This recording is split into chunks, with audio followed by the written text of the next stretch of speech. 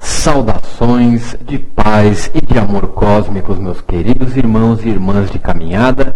Eu sou Flávio Salazar Melquisedeque e mais uma vez com o meu cardíaco transbordando de amor, de gratidão, é que estou aqui ao seu lado em mais um Momento Quântico, esse programa carinhosamente veiculado pela Rádio e TV Pax, onde nós estudamos, onde nós buscamos trazer para o entendimento para a ótica da física quântica e da mecânica quântica, os acontecimentos, as experiências, as vivências metafísicas e esotéricas que todos nós temos aí todos os dias. Quem tem olhos, que veja. Eu costumo dizer que a realidade ela é mais fascinante do que qualquer história, do que qualquer fábula, mas para enxergar a realidade você precisa estar com os olhos abertos, você precisa estar desperto. Então, quem tem olhos que veja essa realidade maravilhosa que nós estamos aqui compartilhando juntos.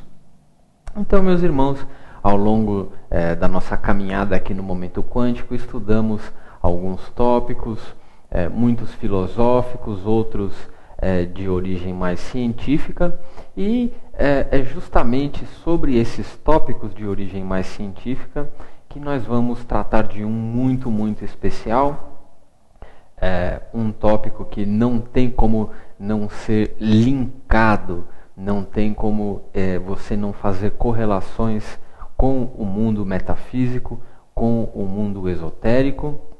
É um tema que pode ser uma teoria que explica o inconsciente coletivo que o Jung tanto nos brindou com as suas reflexões, com as suas declarações, que é o campo morfogenético ou o campo mórfico. Esse é o tema que nós vamos abordar no programa Momento Quântico de hoje. E é um tema que particularmente eu gosto bastante, é um tema que ele proporciona momentos de reflexão, de reflexões profundas quando eu estou abstraindo. E eu vou começar a abordar o tema de hoje convidando vocês para fazer uma breve reflexão. Essa informação, esse dado que eu vou passar com relação às nossas células, isso não é algo esotérico, isso não é algo metafísico, isso é um dado fornecido pela própria medicina alopática. Então, hoje já é sabido e provado que as nossas células elas estão constantemente se renovando, nós estamos em constante renovação. Foi calculado o tempo de renovação dessas células, feita uma conta matemática básica comparado com a altura, né, e o peso e a quantidade eventual de células que um ser humano teria, e chegou-se num tempo aproximado, aonde, em teoria, celularmente falando, pela velocidade de renovação, né, pela nossa taxa de renovação celular, o ser humano seria um ser humano completamente renovado.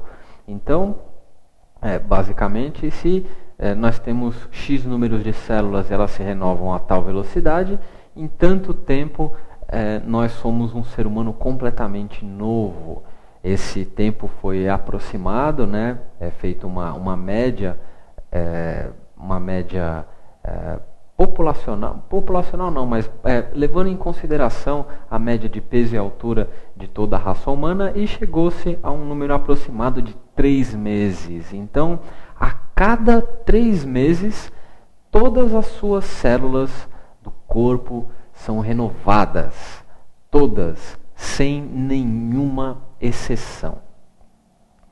E aí que a coisa começa a ficar interessante, aí que a coisa começa a ficar quântica, pois se a sua célula ela é renovada, aonde reside a informação do papel que ela tem que fazer, do desempenho dela, aonde está registrado o caminho que ela tem que seguir, aonde a célula antiga que morreu deixou, aonde a célula antiga para de trabalhar e aonde a célula nova pega o trabalho e continua. Trazendo isso para uma ótica médica, aonde reside a informação da doença, da desarmonia? Se a célula nova, ela é nova, como ela sabe que ela está doente e deve se comportar como uma célula doente? Então, meus irmãos, a física quântica explica que essa informação está em um campo eletromagnético que chama-se campo morfogenético ou campo mórfico. É nesse campo onde estão todas as informações que vão direcionar o comportamento dos seus corpos. Então, o seu corpo físico, ele vai se comportar, a matéria biológica vai reagir de acordo com um feedback vibracional dado por esse campo. Lembrando que a energia ela flui como se fosse um feedback. Nós somos campos eletromagnéticos, tudo aquilo que vai e volta.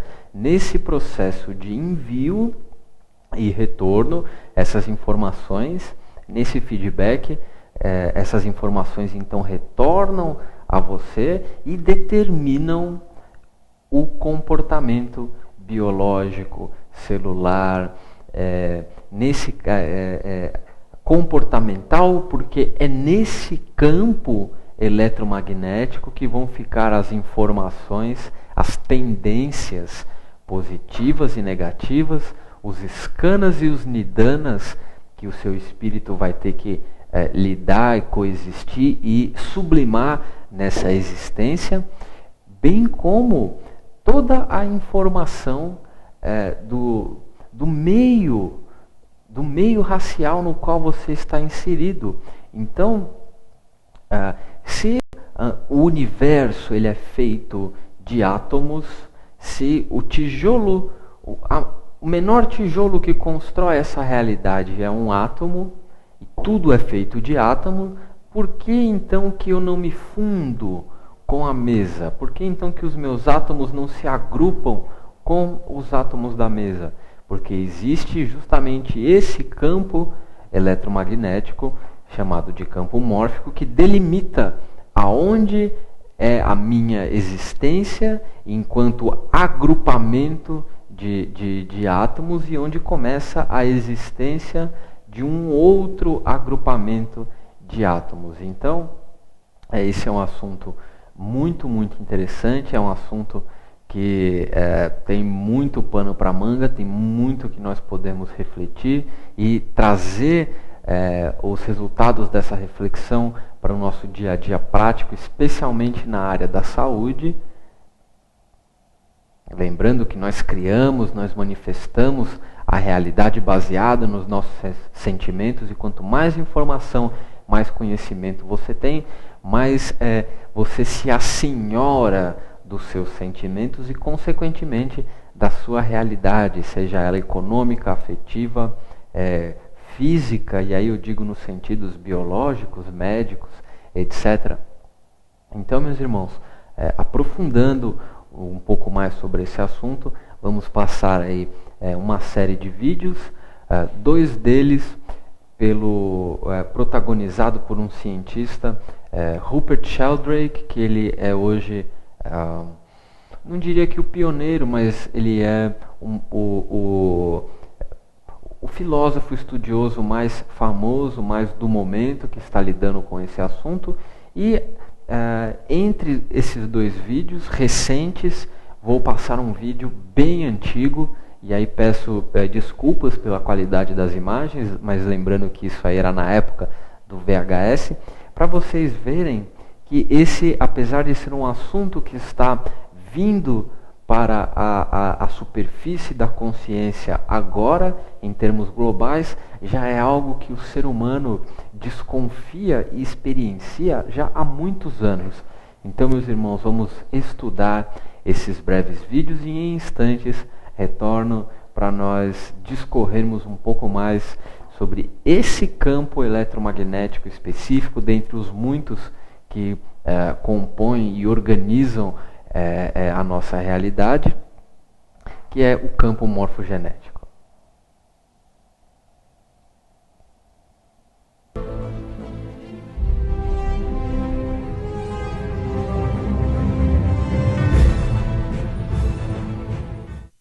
Fields are regions of influence. It's easier to see what fields are with magnetic fields. These balls are little magnets, and as I drop them onto the plate, the balls attract each other or repel each other. They turn around, and so they all join up in patterns. There's a self-organizing property in fields. They're inherently integrative. And what I'm suggesting is that there's another kind of field called morphic fields, which organize the bodies of animals and plants and organize the activities of brains and minds. Rupert believes that morphic fields are what allow birds to fly in perfect formation, what guide the mass migrations of herd animals. And he also believes they are the reason we get that uncanny feeling when someone stares at us. He has even run a series of experiments to try to prove that this sense is real. Not looking. You either look or you don't look in a random sequence of trials at somebody else, and they have to guess in each trial if they're being stared at or not. Not looking. The starer should concentrate their mind on the person they're looking at. When I do it, I also think of the person's name. Looking. So I can concentrate all my attention on them. When I'm not looking at them, I look at the floor or I close my eyes, and I think of something completely different. Not looking. Brilliant. 14 right and 6 wrong. Something's going on. And although the effect's not big, it's consistent and it's repeated over large numbers of trials. Rupert has gathered a body of evidence that shows people really do appear to know when they are being stared at. For him, it supports the idea that our bodies are surrounded by morphic fields, an invisible extension of ourselves. What I'm suggesting is that our minds work through extended fields that stretch out far beyond our heads into the world around us, linking us to other people and to our environment. Então, meus irmãos, esse foi um vídeo introdutório. Eu particularmente adoro, acho fantástica aquela parte que mostra os pássaros voando e como eles não colidem. Aquela dança é justamente uma representação visual o porquê que eu não me fundo com a mesa, já que é tudo átomo em níveis de organização diferentes. Então, o que distingue o meu nível, o meu grau de organização, do grau de organização da mesa e o da mesa da taça e o da taça da pirita, é justamente esse campo de possibilidades e de probabilidades. Então, vocês tiveram aí uma breve introdução do Dr. Rupert, ele que na atualidade, ele é o mais famoso. Então, se vocês procurarem sobre o tema campos mórficos ou campos morfogenéticos, vão ver que tem bastante coisa dele. Mas agora nós vamos mostrar um vídeo bem antigo, também com pontos de vista bem esclarecedores, que mostra que essa observação não está sendo feito só agora, no presente, esse momento em que tudo é quântico, né? A física quântica está na moda, então é cura quântica, medicina quântica, tudo é quântico, mas não, essa observação já havia sido feita por pessoas de outras gerações, sem o advento da internet, das comunicações. Então mostra que é algo que o ser humano já percebe há muito tempo. Existe, tudo é informação, tudo é consciência. E essa informação, ela precisa ser organizada de determinada forma para criar e manifestar as infinitas possibilidades, porque só assim o universo evolui. Então, meus irmãos, vamos agora acompanhar um vídeo bem antigo, também falando sobre os campos morfogenéticos. Um galho que brotava de uma estaca de madeira que parecia estar morta, fascinado com a capacidade da planta de renascer, passou a tentar compreender o mistério que se esconde nos processos de morte e de regeneração sempre presentes na natureza. Depois de muitos anos de estudo e pesquisa, chegou à conclusão de que a chave desse mistério estaria numa espécie de memória. Uma memória coletiva e inconsciente que faz com que as formas e hábitos sejam transmitidos de geração para geração. Ele chamou essa memória coletiva de campo mórfico. Esse campo seria uma região de influência que atua dentro e em torno de todo organismo vivo. Uma coisa parecida com o campo eletromagnético que existe em volta dos ímãs. Sheldrake afirma que cada grupo de animais, plantas, pássaros, etc., está cercado por uma espécie de campo invisível que contém uma memória. Ele sugere que as leis da natureza são como hábitos. Cada animal usa a memória de todos os outros animais da sua espécie. Os seres humanos também têm uma memória comum. É o que Jung chamou de inconsciente coletivo. A existência dos campos mórficos pode ser demonstrada de várias maneiras. Sheldrake diz que o corpo tem um campo mórfico e quando uma pessoa perde uma parte desse corpo, a parte se vai, mas o campo fica. Para provar essa teoria, ele propõe a seguinte experiência. A pessoa age como se estivesse empurrando o membro fantasma através de uma tela fina. Do outro lado da tela, uma outra pessoa tenta tocar o braço fantasma. Segundo Sheldrake, as duas pessoas envolvidas na experiência são capazes de sentir o toque. Uma prova de que alguma coisa do braço ainda existe concretamente, e não apenas no cérebro da pessoa mutilada. Os campos mórficos também podem explicar a sensação que a maioria das pessoas tem quando sente que está sendo olhada por trás. A pessoa se vira e comprova que alguém realmente a estava olhando. A escritora Rosemary Muraro participou de um workshop de Sheldrake no Rio de Janeiro. Para Rose, a teoria dos campos mórficos explica muito bem o fenômeno da telepatia. A telepatia, que é a comunicação inconsciente entre duas pessoas, entre pessoas e animais ou entre dois seres, só pode ser explicado por um campo mórfico, que é a mesma coisa se você botar um ímã embaixo de um papel e você pôr ali malha de ferro assim e você vê que aquilo forma um campo.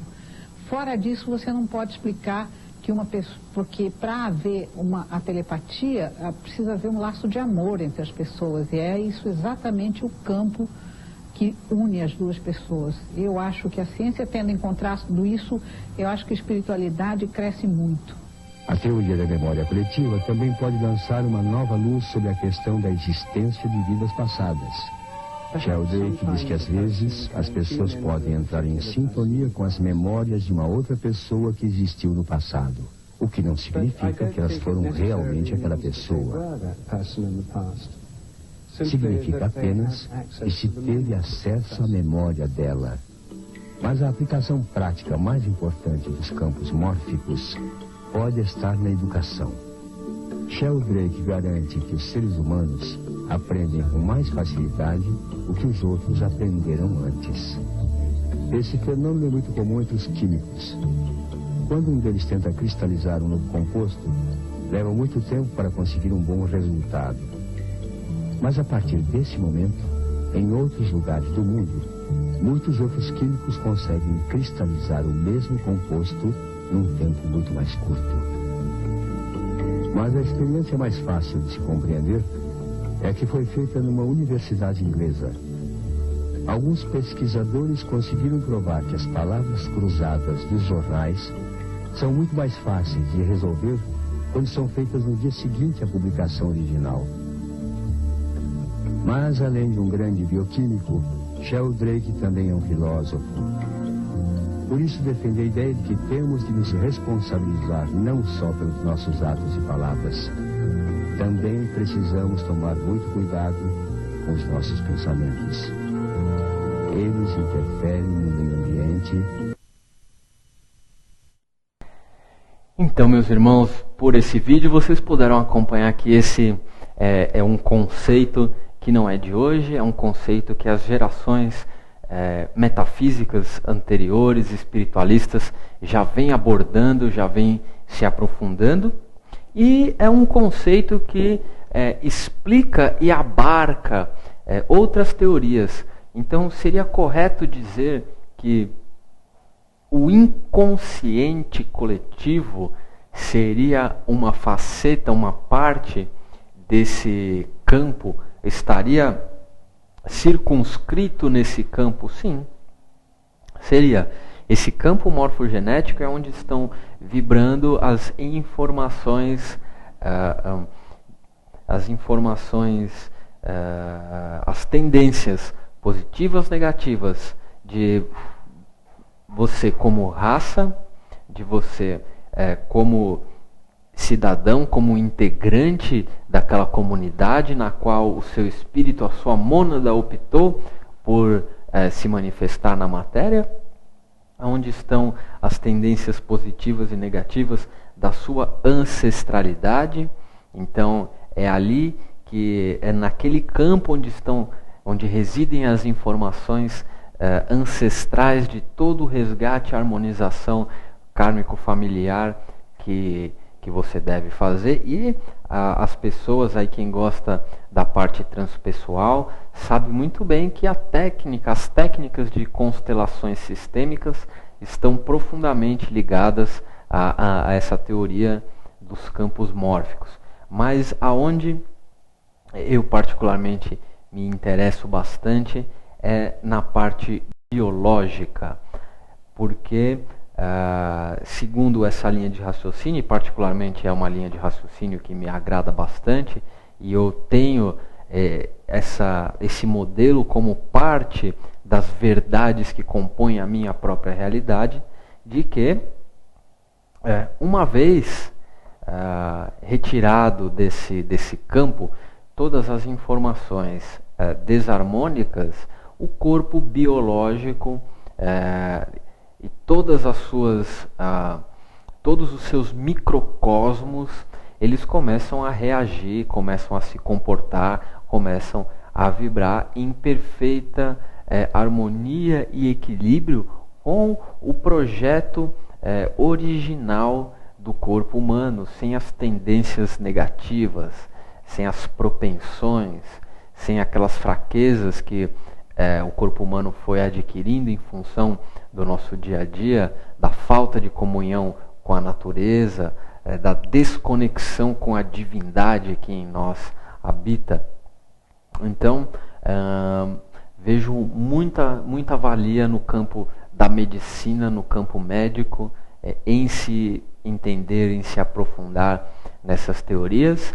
E no programa da semana passada fiz aí uma singela homenagem ao Amit Goswami, que estava palestrando no Hospital Sírio-Libanês justamente sobre essa questão, a questão da saúde quântica e por que, se o nosso corpo ele se renova a cada 3 meses, por que nós já nos renovamos com as mesmas limitações que encerraram o ciclo celular anterior?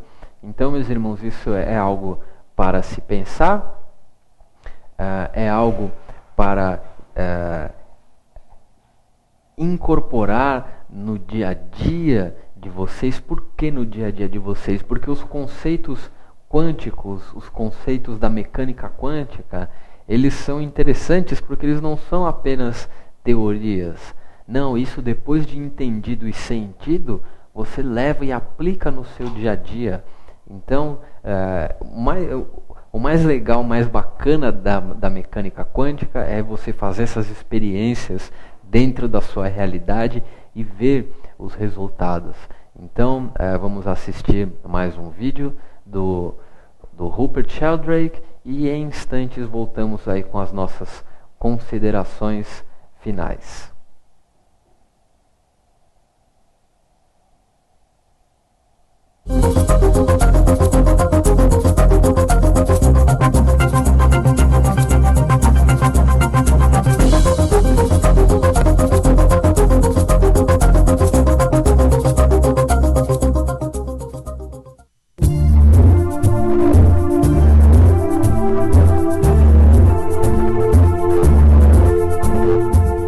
If I look at a distant star, the light may have taken 10 years to reach my eyes from the star. I think when I project out the image of that star, I'm in a sense connecting with the star, with my mind. Does that mean I'm connecting with the star as it is now? When it may have moved, it might even have exploded and disappeared. Well, no, I'm connecting with the star as it was 10 years ago. But if that's happening, if I'm projecting out to that star, does that mean I'm projecting 10 years back into the past? I think it does. And this, to me, raises a very important general principle. What is the direction in which conscious causation works? Normal forms of causation work from the past to the present. A billiard ball comes along, it hits another billiard ball, and off it goes. That's the kind of causation we're used to. The kind of causation that occurs through memory and through habit is also from the past. I have a theory about the habits of nature, and organisms tend to repeat habits that have been built up. In fact, I think the so-called laws of nature are like habits. They're based on what's happened in the past. That again is causation from the past. But consciousness, I think, involves a different kind of causation. I think it's working from the future in the opposite direction. And so my own view is that conscious causation does involve this kind of opposite direction of movement. So our consciousness is working from a realm of virtual possibilities, of virtual futures, into the present. As the physical reality is moving that way, consciousness is moving that way, they meet in the present. And as they meet in the present, in quantum physics, it would be called the collapse of the wave function. There's this change in possibilities. The possibilities are fanning out all the time according to quantum theory, and even according to common sense. Each one of us at any moment has many possibilities. I can move my head and look at anything in this room. So everything in this room is potentially part of my perception. All those possibilities coexist. And so at any time, there's all these possibilities. Consciousness inhabits the realm of possibility of things that have not yet happened. That's what it is. That's what it's about. That's why it's not the same as actuality. It lives in the realm of possibility, which is always in the future. And so insofar as you make a decision choosing among possibilities, which is one of the primary functions of consciousness, to choose among possibilities, then as it makes that choice, it's choosing among things in the future, and it's influencing the present, but that influence is flowing from the direction of the future into the present, the opposite direction from other kinds of causation. Então, meus irmãos, estamos de volta. Espero que vocês tenham gostado desse tema. Foi uma pequena introdução, porque nós vamos nos aprofundar nisso nos próximos programas. E a partir desse tema vão se desdobrar alguns outros tópicos, como por exemplo a lei da causalidade, que foi abordada agora nesse último vídeo, a questão do eterno agora, passado, presente e futuro, e como isso funciona dentro da mecânica quântica. Então, fiquem conosco, porque nós estamos entrando num momento muito especial do nosso programa. Nós vamos abordar a partir da ótica da física quântica, algumas questões que são muito abordadas aí em grupos espiritualistas, metafísicos, mas não são verdadeiramente entendidos, como a questão do eterno agora, a questão do eu sou, o que é uma mônada, o que é uma alma, o que é um espírito. Então, nós vamos estar tentando esclarecer essas questões a partir da ótica da física quântica, porque, meu irmão, as experiências esotéricas, elas têm que ser verdadeiras, elas têm que ser sentidas. Não adianta nada você saber o que é o eterno agora e não entender quanticamente como funciona essa relação passado, presente e futuro, como isso se funde dentro dessa densidade que nós chamamos de realidade, para que você, repito, tudo isso que nós falamos aqui no nosso programa tem um único objetivo, ou melhor, dois únicos objetivos: fazer você entender realmente quem você é nesse caminho maravilhoso de retorno à casa do Pai, e fazer você se empoderar dos seus passos dentro desse caminho.